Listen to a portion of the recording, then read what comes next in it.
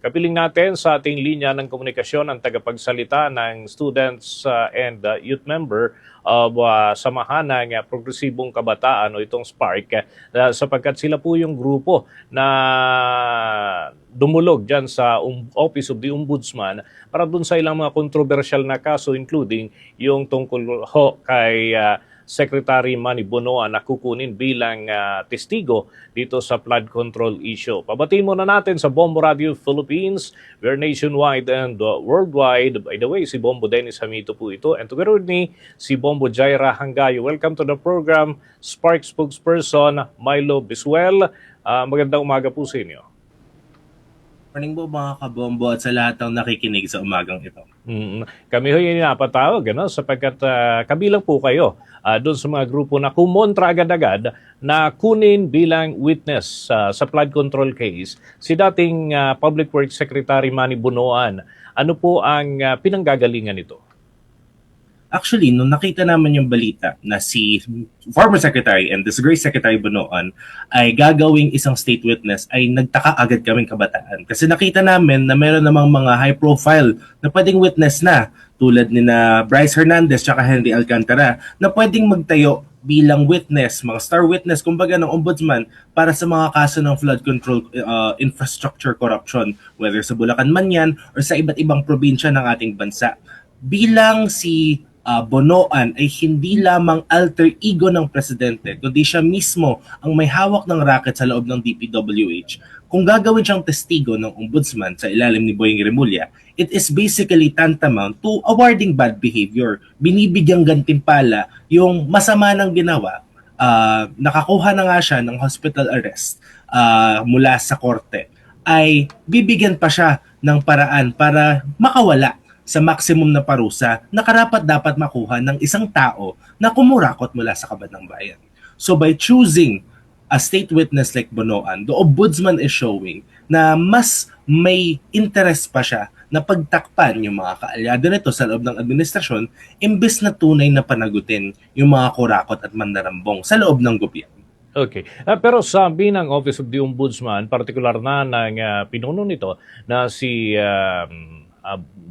Ombudsman Remulla, at maging yung hiwalay na pahayag ni Assistant Ombudsman Clabano, makakatulong daw itong si Secretary Bonoan para ma-connect yung missing link dun po sa malalaking kaso na kinasasangkutan ng iba pang malalaking personalidad. Any take on that? Well, kahit na kunin pa rin na respondent sa kaso si Bonoan ay maaaring makakuha yung ebidensya na kailangan nila. Hindi naman kailangan ng separate na state witness na ganito kalaki tulad ni Bonoan para lang makuha yung ebidensya. Kasi pwede pa rin naman itong i-reconcile sa ibang testimonya ng ibang mga lumabas na sa DPWH. Tulad ng sinasabi ng ombudsman, hitik na sa bunga yung marami sa mga kaso nila. Yun yung sinabi nila tungkol kay Senator Villanueva. Yun yung sinasabi nila tungkol kay Senator Marcoleta or Senator Escudero. And I'm sure na kung kaya ng opisina nila na magsabi na ganito ang kanilang hinahanap para kasuhan si Representative Romualdez, ay hindi na nila kailangan ng iba pang tao tulad ng star witness nila na si Bonoan, when in fact the footprint has to be there and it has to be obvious. Kung kailangan mo ng kurakot para ipakita na may iba pang mga kurakot sa loob ng gobyerno, ay kabalintunaan naman yun. Parang binabaluktot yung batas para lang makahanap ng solusyon na hindi makalagot si Bonoan. Kaming mga kabataan, nakikita namin na kung tunay nga ang krusada ng gobyerno kontra sa korupsyon sa loob ng mga ranggo nito, ay hindi na nila kailangang maghanap ng pasikot-sikot. It should be within the purview of the ombudsman, and I'm sure that they are fully capable of doing so. Kaya dapat na nilang ipakita na hindi nila kailangan ng special witness, hindi nila kailangan ng mga pagbabaluktot, hindi nila kailangan ng matagal na oras para i-prove yung alam na ng masang Pilipino. Okay. Meron nga mga kurakot sa loob ng gobyerno at dapat silang usugin sa mas madaling panahon. Okay. Ang akin hong katandem dito si Bombo Jaira. May ilang puto rin na nais na maitanong. Bombo Jai? Sir, bagamat ilang linggo ang nakakalipas, sinabi ng Office of the Ombudsman na hinug na itong kaso laban kay Senator Joel Villanueva and Senator Chis Escudero. Pero sa ngayon, wala na itong development. Ano po ang inyong obserbasyon dito? Actually, yun nga yung nakakabahala. Kahapon ay sinabi ng ombudsman na kailangan muna nilang repasuhin yung kasong ipe-prepare nila kay Joel Villanueva dahil daw, sabi nila, ang ebidensya na binibigay ng Department of Justice ay insufficient. Una sa lahat, bakit ka magsasabi in the first place sa isang press conference na hitik na sa bunga itong kasong pine-prepare mo nang malalaman mo na ang ebidensya na bibigyan ng partner mo ay hindi sapat para sa isang kaso.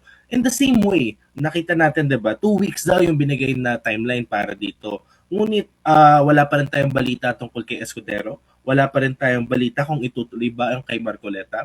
And with this kind of obstacle, kung ito yung balakid na nakikita natin, ay baka hindi na matuloy, maurong pa ang kaso sa kanila. Nawawalan na ng kredibilidad itong ombudsman. At kapag nawalan ng kredibilidad itong ombudsman, maaaring gamitin ng mga kritiko at karibal ng ating administrasyon ngayon, tulad ng mga kaalyado ni Vice President Sara Duterte, ang issue ng korupsyon para sa kanilang pansariling interes sa politika. Kahit sila mismo, alam naman natin, ay sangkot din sa korupsyon.